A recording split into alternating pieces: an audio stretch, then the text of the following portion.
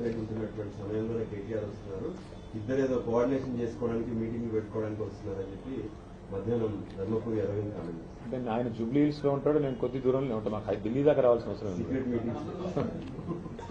అంటే రేవంత్ రెడ్డి గారు కేసులు పెట్టేది మా మీద, రోజు తెల్లారులేస్తే దాడి చేసేది మా మీద. రేవంత్ రెడ్డి గారికి రహస్య మిత్రులు బీజేపీ వాళ్ళని రాష్ట్రం అందరికీ తెలుసు. ఎందుకు ఇప్పుడు కేంద్ర మంత్రి బండి సంజయ్ గారి కొడుకును 9 రోజులు అరెస్ట్ చేయకుండా కాపాడింది రేవంత్ రెడ్డి గారు అని అందరికీ తెలుసు.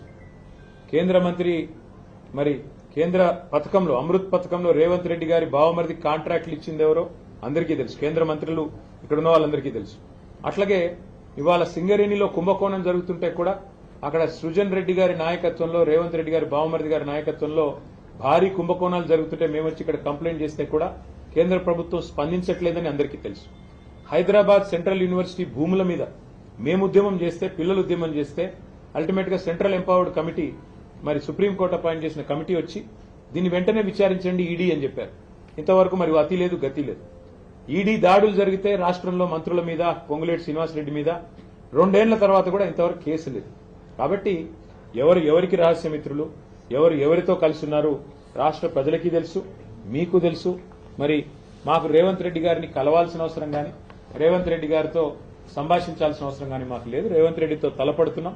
ఆయన అరాచకాలను ఇవాళ ఒక మాట చెప్పాలంటే, నిన్న హైకోర్టు చెప్పింది హైడ్రా అనేది 9 తలల విషసర్పం అని చెప్పింది నిన్న హైడ్రా గురించి. ఏది? రాష్ట్ర హైకోర్టు. ఇంతకంటే చెంపపెట్టి ముఖ్యమంత్రికి ఏముంటుందండి నాకు అర్థం కాదు, సిగ్గుండాలి. బడాబాబులను మాత్రం వదిలిపెట్టి గరీబోళ్ల ఇండ్ల మీద పడి, బడాబాబులు అంటే ఎవరండి? రాష్ట్ర రెవెన్యూ మంత్రి పొంగులేటి శ్రీనివాసరెడ్డి ఇల్లు చెరువులో ఉంటది, దాని హైడ్రా ముట్టదు. రాష్ట్ర ముఖ్యమంత్రి గారి సోదరుడు ఇల్లు ఎఫ్టీఎల్లో ఉంటది, దాన్ని హైడ్రా ముట్టదు. రాష్ట్ర మంత్రులు వివేక్ గారు, శాసన మండలి చైర్మన్ సుఖేందర్ రెడ్డి గారు, రాష్ట్రంలో ఇంకా కీలక నేతలు చాలా మంది బిల్డింగులన్నీ చెరువుల్లో ఉన్న, షికాల్లో ఉన్న వాటిని మాత్రం హైడ్రా ముట్టదు.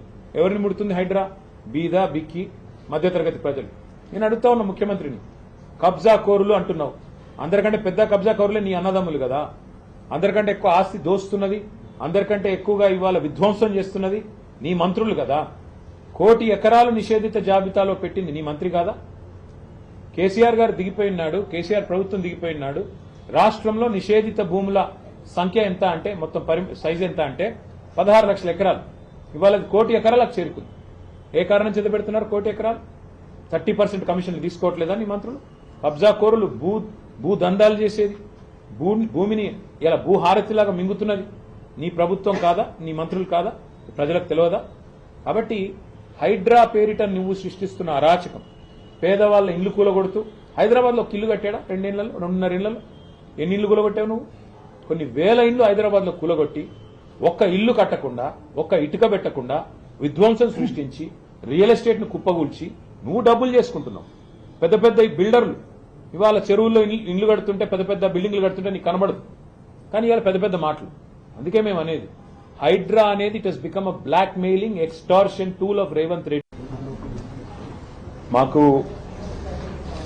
రాజకీయ ప్రయోజనాల కంటే కూడా రాష్ట్ర ప్రజల ప్రయోజనాలు, రాష్ట్రం బాగోగులు ముఖ్యం. కాబట్టే మేము ఈరోజు ప్రధాన ప్రతిపక్షంగా రాష్ట్ర ప్రజల పక్షాన కేంద్ర మంత్రివర్యులు, కేంద్ర రైల్వే మరియు ఐటీ మంత్రివర్యులు అశ్విని వైష్ణవ్ గారిని గౌరవ పార్లమెంట్ సభ్యులతో సహా కలిసి మా జగదీశ్వర్ రెడ్డి గారు, నేను కలవడం జరిగింది.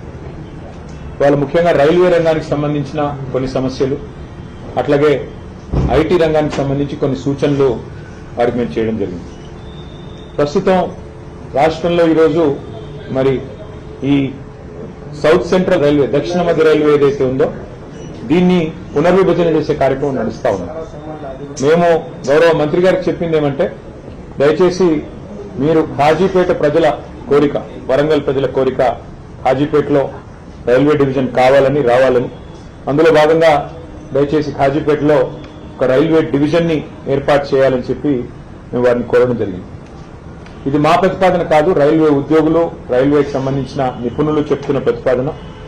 మేము ప్రతిపాదించిన ఈ రైల్వే డివిజన్ లో కాజీపేట, బల్లార్షా, పెద్దపల్లి, నిజామాబాద్, కాజీపేట, ఎర్రుపాలెం, డోర్నకల్, మనుగూరు, మోతమర్రి, విష్ణుపురం, కాజీపేట వంగపల్లి సెక్షన్లు ఉండాలని సూచించాం.